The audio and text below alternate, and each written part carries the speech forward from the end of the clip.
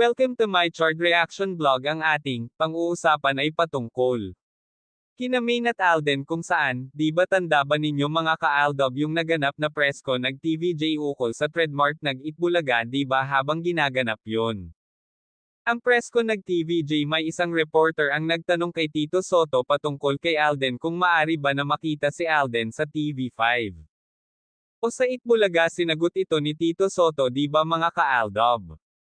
Ang sagot ni Tito Sotto ay pwede daw, okay daw sa kanila mag-guest daw upang mag-promote, pero kabaliktaran ang nagyari paglipas ng 5 buwan. Noong nakaraang araw ay birthday ni Alan Kay, kung saan ang mga guest nila sa segment na Pinoy Henyo ay ang mga malalapit na kaibigan ni The Barkads Alan Kay. Habang ginaganap po yung Pinoy Henyo, ang category ay tao ang nanglalaro that time. Ang grupo ni Ate Gay, ang category ay tao. Ang tanong ay magbigay ng 5 local celebrity na ikinasal this year. Sabi ni Ate Gay ay ang sagot nito ay si Maine Mendoza. Tama, kasi nilagay nila ang pangalan ni Maine kahit fake ang kasal. Totoo naman na kinasal si Maine ngayong taon, yan ang gusto nila palabasin. Kaya pala kapon sa muling pag-guest ni megastar Sharon na kaya wala si Alden dahil hindi pinayagan nag-GMA. Akala ko ba walang network war? Baka ang totoong dahilan ay ayaw nag-TVJ muling magkita ang Aldob kahit gusto ni Alden, sabi ni megastar Sharon Cuneta.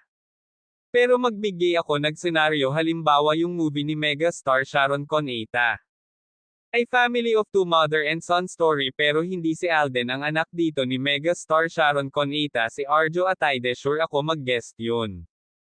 Kasi manok nila yun, gustong gusto nag-TVJ si Arjo Atayde kaysa kay Alden na nakasama nila simula 2015. Samantala kanina sa Sugod Bahay ay may contestant nag-Mr. Cutie ang nag-pick up line kay Maine pagkatapos niya sabihin yun.